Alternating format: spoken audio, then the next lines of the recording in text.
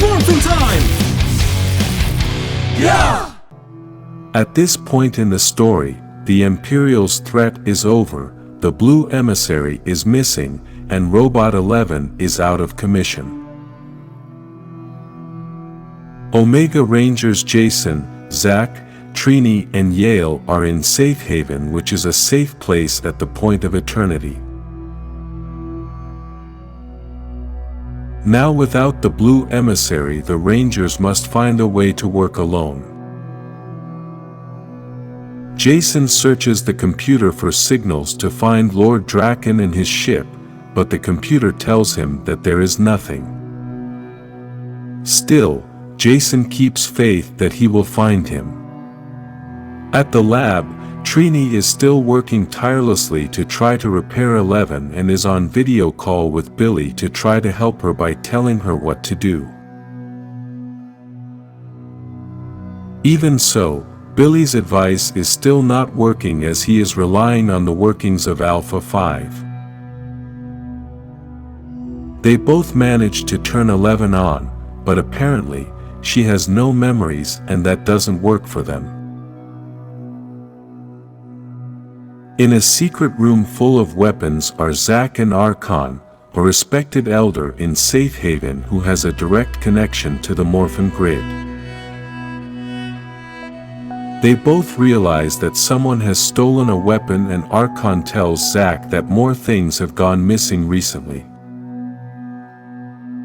Zack acknowledges that it is a place with a lot of inhabitants, but still asks Archon if he has any suspects in mind, and Archon says yes. Zack goes in search of that suspect, which is Kever, a Hartunian who was stealing fruit at the time. Zack gives him a chance to return the weapon he stole without having to do it the hard way, but Kever throws the fruit in his face and flees. After a quick chase, Kever hides and Zack thinks he lost him, but surprisingly manages to catch him. Although Kever continues to deny that he is the thief of the gun, Zack continues to insist and tells him that if he doesn't take him to where the gun is, he will lock him up for several centuries. Back at the lab, Trini keeps trying to bring 11's memories back, but nothing has worked. Even 11 can talk and do everything normally, but it's like it's a new system. At that moment, Trini gets a call from Billy, who was running a diagnostic on 11's entire system, but everything was normal. The only thing he could find is that a user was blocking 11's memories. Trini is confused since she didn't do it and knows that Jason or Zack wouldn't know how to do that.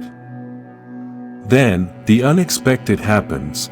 11 tells Trini that he is blocking his own memories, as she had told him that he has seen many terrible things, worlds destroyed and many people who have lost their lives. Because of this, 11 doesn't want to have to think about all that again and tells Trini that he doesn't need all those memories to be a good Omega Ranger's assistant. This is 11's final decision, and he tells Trini that if he can't respect that, then he should pull the plug. Elsewhere, Jason continues to work with the computer searching for the Wraith 2 ship and Lord Drakkon, but the computer tells him it has found nothing. At that moment, Yale enters chasing a flying jellyfish and interrupts the search and the computer setup. Yale runs off to the roof of the place and Jason goes after him and notices everything that Yale has destroyed. He then climbs up to the roof very angry and is amazed at all the flying jellyfish he sees in the sky. Continuing with Zack, Kever and Archon, They go in search of the stolen weapon and Kever directs them to where he lives now, as he says his parents died in Hartunia and he was forced to travel and was abandoned in Safe Haven. Unfortunately, no one wanted another mouth to feed, and they passed Kever from family to family until he found that place where he lives now. When they arrive, Kever tells them that inside is the gun and asks them to find it and leave him alone. When they enter the house, they realize that Kever had stolen more things than they had thought. We can even see that there is a king's crown, an Eltarian warrior's helmet, and even a Red Ranger's helmet. At that moment, Kever appears with the weapon and threatens them, as he says he must be prepared when the beings that destroyed their planet arrive. Zack and Archon tell him that he is safe there as the Imperials no longer exist. They start fighting and Kever starts telling Zack that the Omega Rangers are the only thing holding Safe Haven together. If the Omega Rangers leave, then people are going to start fighting each other and form a war for power. Kever gives Zack a hard blow and tells him that he has nothing left to do but survive in that place. At that moment, Archon takes a swing at Kever and takes away his weapon to save Zack. Kever thought that Archon would take his life, but surprisingly he tells him his story and tells him that when he arrived on that planet, he had nothing because of the Hartunians, and yet he decided to make Safe Haven his home and swore to protect it. Besides that, he tells him that he cannot protect the planet alone and needs help.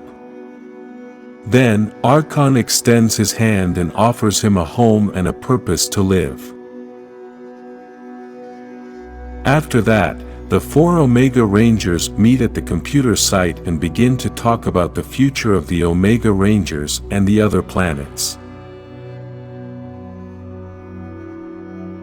Trini tells Jason that he must change since he has spent every day and every hour on the computer looking for Drakkon, and they must leave the past behind and focus on other things and other worlds that need the Omega Rangers. Surprisingly, Jason agrees with Trini and tells her that Yale helped him realize everything he was missing. Then, the Omega Rangers start sending a message to all the planets in the universe to tell all the inhabitants that they are not alone and that the Omega Rangers are going to protect the weak and warn the villains that they are not going to continue abusing the weak.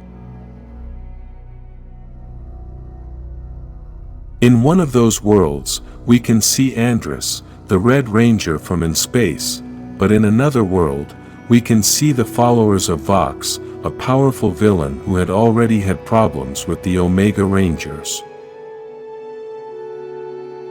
These villains were destroying a planet and sacrificing the inhabitants when they received the message and decided to track the signal to know the exact location of the Rangers because they want their revenge.